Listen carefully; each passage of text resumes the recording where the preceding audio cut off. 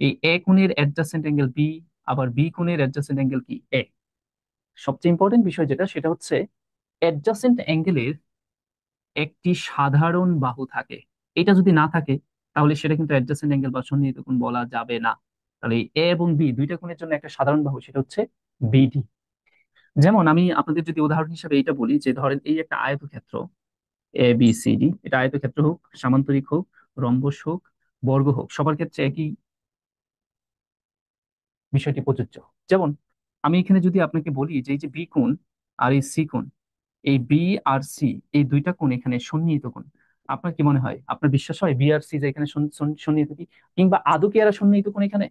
আমরা জানি সামান্তরিক, বর্গক্ষেত্র, আয়তক্ষেত্র, রম্বস, এদের সন্নিহিত কোণের যোগফল 180 ডিগ্রি। তার মানে এই দুইটা কোণের যোগফল 180 ডিগ্রি হবে। এখন প্রশ্ন হলো, তাহলে সন্নিহিত কোণের যোগফল 180 ডিগ্রি, তার মানে অবশ্যই বি আর সি এরা সন্নিহিত কোণ। এখন প্রশ্ন হলো, ভাই আপনি তো বলছেন সন্নিহিত কোণ হইতে গেলে কি লাগে, একটা সাধারণ বাহু লাগে। এখন এখানে তো সাধারণ বাহু নাই, আপনাদের চোখে নাই কিন্তু আমার চোখে আছে। কেন আপনার কি মনে হয় না বি এবং সি এই দুইটা কোণের জন্য এখানে সাধারণ বাহু বিসি, কমন বাহু বিসি? বি কোণটা তৈরি করতে আমার বিসি বাহুটা লাগছে, আবার সি কোণটা তৈরি করতে আমার বিসি বাহু লাগছে। আর এখানে এরা বি এবং সি নিঃসন্দেহে সন্নিহিত কোণ। এখানে আরো আছে, এ বি সন্নিহিত কোণ, এডি সন্নিহিত কোণ, সিডি সন্নিহিত কোণ।